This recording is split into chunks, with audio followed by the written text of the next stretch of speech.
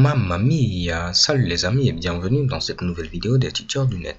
Alors jusque-là, pour nos différentes comparaisons, on avait comparé des nombres. Ce que je vous propose, c'est d'avoir un petit aperçu de la comparaison des chaînes de caractères.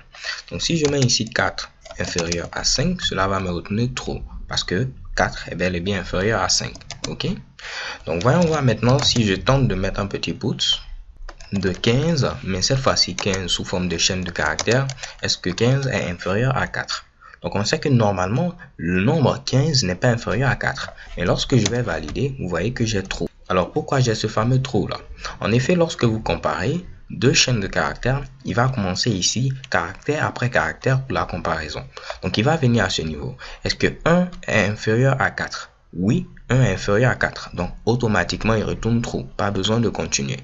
Donc c'est-à-dire si j'avais mis à ce niveau ici puts, je mets ici 15, je vais mettre cette fois-ci inférieur à, disons ici 26.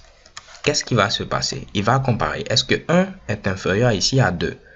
1 est bel et bien inférieur à 2. Donc là, il va retourner true. Et là, on a également un bon résultat. OK?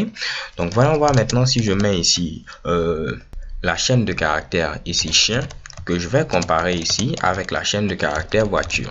Vraiment quelque chose de bizarre. Mais qu'est-ce qui va se passer également? Il va comparer ici la lettre C à ici la lettre V.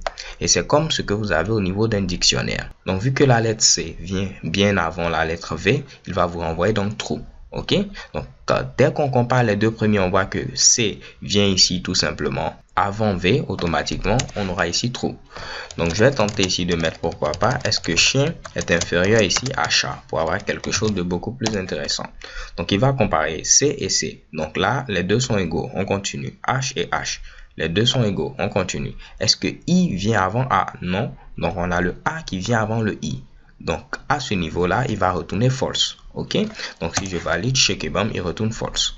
Donc les gars, rien de bien compliqué, il se sert tout simplement du même ordre d'affichage qu'on a au niveau du dictionnaire. Autre chose que vous devez retenir, vu que Ruby est un langage sensible à la casse, il fait la différence entre les majuscules et les minuscules. Ok, voyons voir si je mets ici par exemple, est-ce que A est inférieur ici à A majuscule? Si je valide, check et bam, vous voyez false. Donc c'est-à-dire que le A majuscule vient avant ici le A minuscule. Donc il faut retenir tout simplement que les majuscules viennent avant ici les minuscules.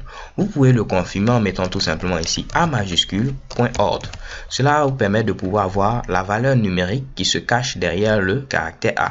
Si je valide, check et bam, 65. Voyons voir maintenant la valeur numérique qui se cache derrière ici le A minuscule. Si je valide, 97. Donc on a bel et bien 65 qui est inférieur à 97. Raison pour laquelle lorsqu'il fait ce type de comparaison, il vous retourne ici false. 97 n'est pas inférieur à 65. Ok, donc c'est comme si on avait comparé 97 et 65. 97 n'est pas inférieur à 65, donc il vous retourne ici false. Ok, donc ce que vous pouvez faire si vous voulez vraiment comparer deux éléments, vous pouvez les convertir soit en minuscules soit en majuscules. Je vais prendre un exemple simple. Généralement lorsqu'on fait un jeu, on va demander à l'utilisateur est-ce qu'il veut rejouer. Ok, donc vous pouvez récupérer la valeur entrée par l'utilisateur en mettant ici get comme ceci, .chomp, comme on l'avait vu. Donc, je vais stocker ce Mitsubishi au niveau d'une variable que je vais appeler ici réponse, qui va permettre de pouvoir avoir la réponse de l'utilisateur. Donc, si je valide à ce niveau, vous voyez qu'on attend que j'entre une valeur.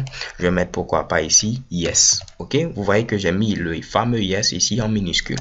Je valide. Je vais faire maintenant une comparaison. Je vais vérifier est-ce que ma réponse est égal ici à yes, mais je mets ici le yes en majuscule. Si je valide, check et bam, vous voyez ici false. Donc par contre, si je prends ma réponse et je tente ici de mettre tous les éléments en majuscule en mettant tout simplement upcase, la méthode qu'on avait vue, et je compare maintenant à notre fameux yes, à ce niveau là vous allez voir j'aurai true. Ok, donc si vous voulez vraiment comparer, si vous savez que votre élément en majuscule, vous convertissez l'autre élément en majuscule, comme ça vous aurez ici une bonne comparaison. Ok, donc si vous voulez par exemple demander à l'utilisateur d'entrer oui ou non, même s'il tape un O majuscule ou un E minuscule, si vous l'avez converti en minuscule, donc que ce soit ici ce O qu'on a fait ici un petit downcase qu'on va comparer ici à notre fameux O minuscule, cela va nous donner true. De même, si on avait ici un O minuscule qui est déjà minuscule auquel on va appliquer également le downcase, cela va nous donner également true. Donc là j'ai une belle erreur. Pourquoi? Parce que tout simplement j'ai mis ici une seule fois l'égalité. Ok, Donc si je mets maintenant 2 fois l'égalité, je sais que bon, j'ai bel et bien ici true.